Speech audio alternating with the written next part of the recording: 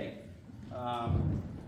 Just awesome. I've got some prepared remarks that I would like to share with the couple. The actual wedding ceremony is fairly short, and so I've got some remarks that I wanted to say. Your attendance here today and your thoughts and prayers on the behalf of Rosemary and Bill are very, very much appreciated. Many years ago, my marriage to my sweetheart was the happiest day of my life.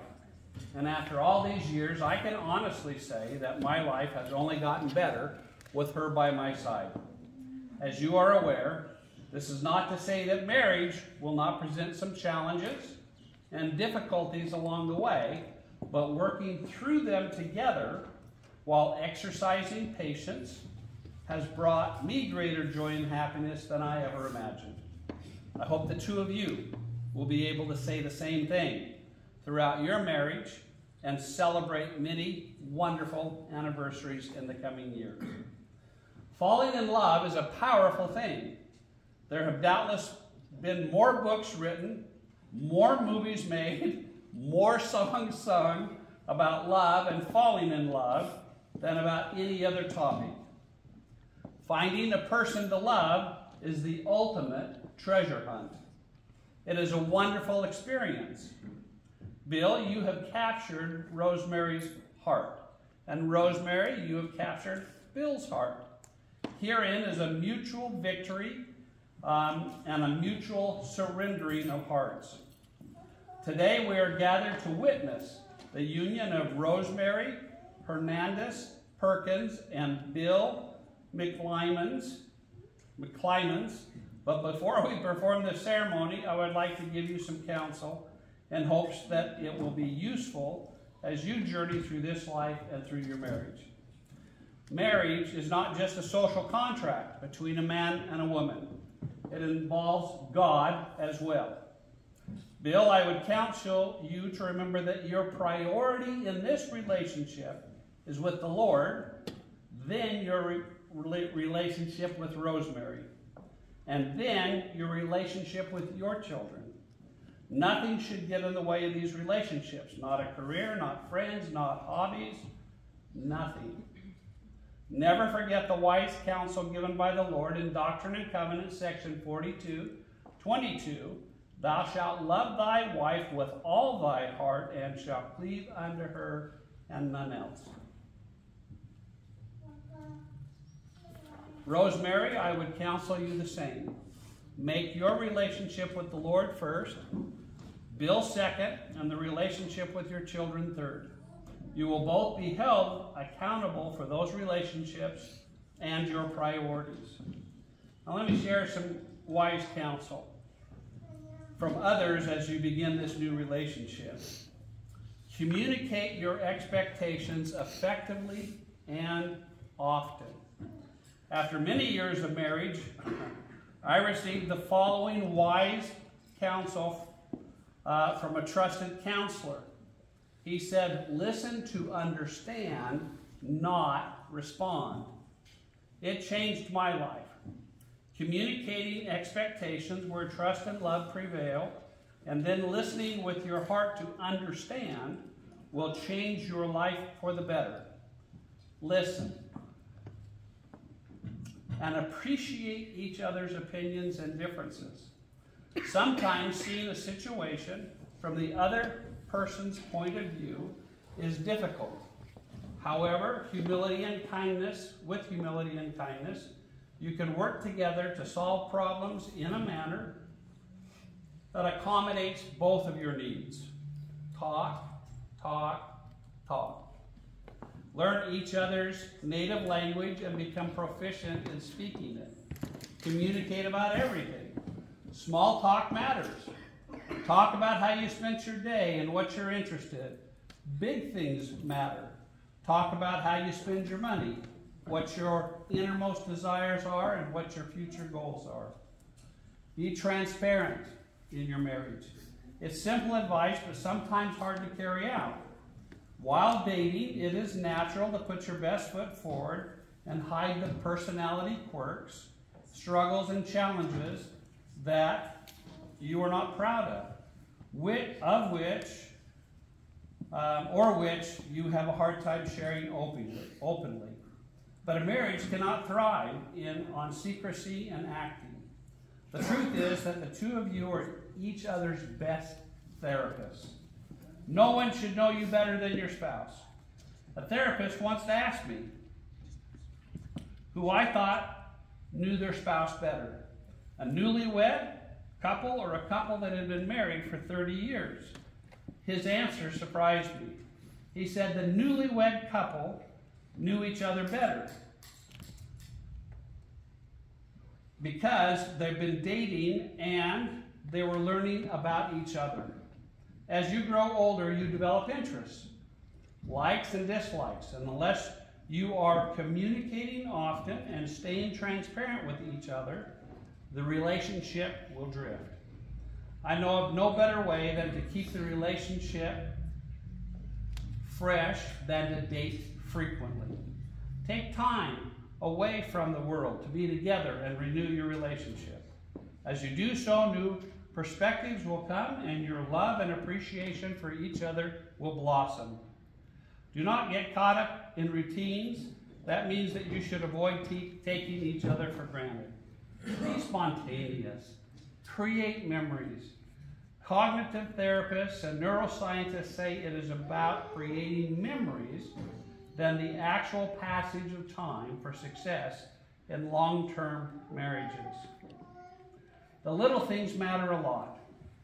It is simple, and the small acts of kindness are the important things that will allow you to grow. Kindness is the glue that keeps couples together.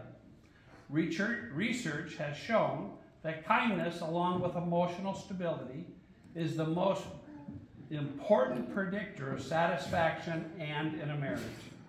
Kindness makes each partner feel cared for, understood, validated, and loved. There is a great deal of evidence showing the more someone receives or witnesses kindness, the more they will be kind themselves. There are two ways to think about kindness. You can think of it as a fixed trait. Either you have it or you don't. Or you can think of kindness like a muscle.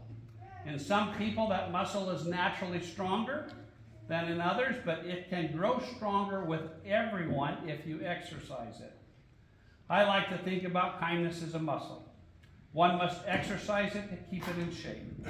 In other words, a good relationship requires sustained hard work. I suppose the hardest time to practice kindness is during a disagreement. But this is also the most important time to be kind. Allowing contempt and aggression to spiral out of control during a conflict can inflict irrevocable damage in a relationship. If you want to have a stable, healthy, happy relationship, exercise kindness often. Furthermore, I'd like to share a little bit of counsel from modern church leaders. In a conference address to the women of the church, President Gordon B. Hinckley gave the following advice.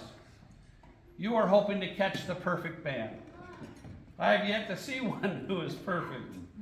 What really matters is that he will love you, that he will respect you, that he will honor you, that he will be absolutely true to you, that he will give you freedom of expression and let you fly in the development of your own talents.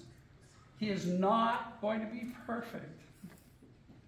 But if he is kind and thoughtful, if he knows how to work hard and earn a living, if he is honest and full of faith, the chances are that you will not go wrong and that you will be immensely happy. To the men of the church, Elder David A. Bednar of the Quorum of the 12 Apostles explains that expressions of love and gratitude do not need to be flowery or lengthy. We simply should sincerely and frequently express love. We should remember that saying, I love you, is only the beginning. We need to say it, we need to mean it, and most importantly, we need to consistently show it. We need to both express and demonstrate love. Another way husbands can be a blessing to their wives is by keeping alive the spirit of romance in their marriage. President Russell M. Nelson went on to say, "Be considerate and kind in the tender intimacies of your married life. Let your thoughts and actions inspire confidence and trust. Let your words be wholesome and your time together be uplifting. Let nothing in life take priority over your wife." Jeffrey R. Holland explains about love and support husbands and wives should share. One of the great purposes of true love is to help each other. We can endure almost anything if we have someone at our side who truly loves us, who is easing the burden and lightening the load. He also explains that love is a fragile thing, that some elements in life can try to break it. Much damage can be done if we are not in tender hands and caring hands.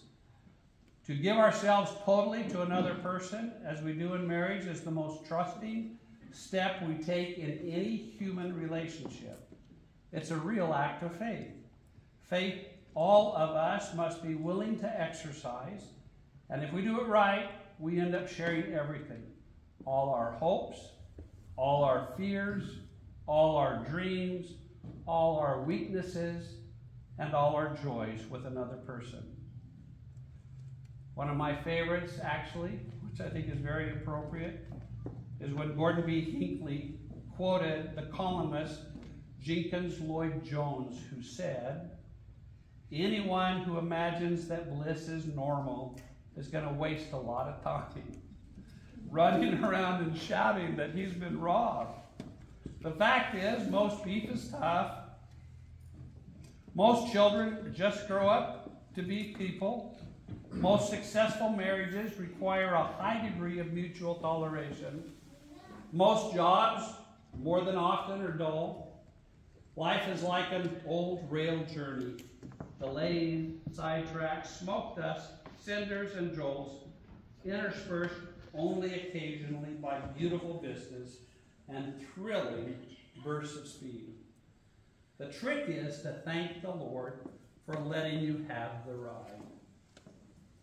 President Hinckley also said, "A happy marriage is not so much a matter of romance as it is an anxious concern for the comfort and well-being of one's companion." There are many symbols of marriage. My favorite is found in the infinite roundness of a circle that is forged into a wedding ring. A ring has no beginning and no end. It is a wonderful reminder that true love or charity never ceases, never ends. Do you wish to show your commitment to each other in the exchange of wedding rings? Yes. Now is the time to do that. Yes. Okay.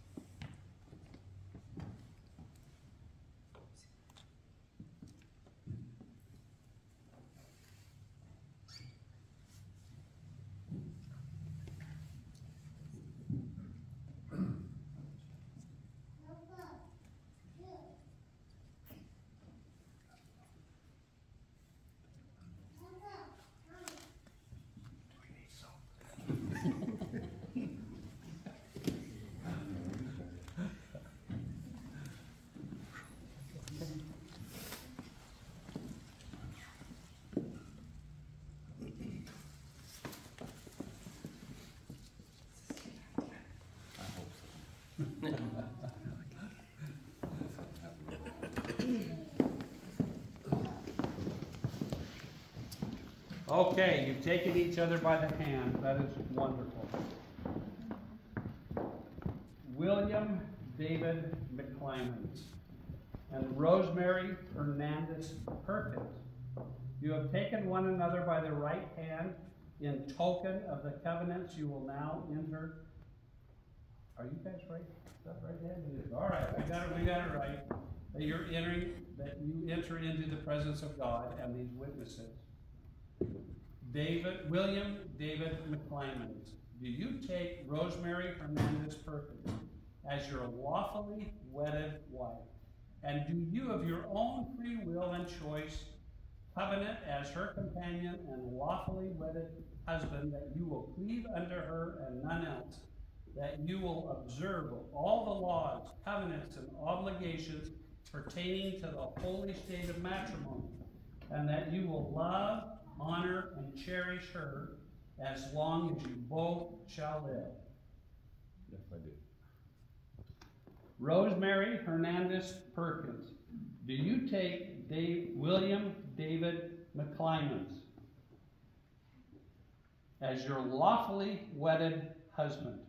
And do you of your own free will and choice covenant as his companion and lawfully wedded wife, that you will cleave unto him and to none else, that you will observe all the laws, covenants, and obligations pertaining to the holy state of matrimony, and that you will love, honor, and cherish him as long as you both shall live?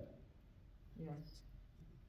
By virtue of the legal authority vested in me as an elder in the Church of Jesus Christ of Latter-day Saints, I pronounce you, William David McClymans and Rosemary Hernandez Perkins, husband and wife, legally and lawfully wedded for the period of your mortal lives. May God bless your union with joy in your posterity and a long life of happiness together. And may he enable you to keep sacred the covenants you have made. These blessings I invoke upon you in the name of our Lord Jesus Christ. Amen. You may kiss each other as husband and wife.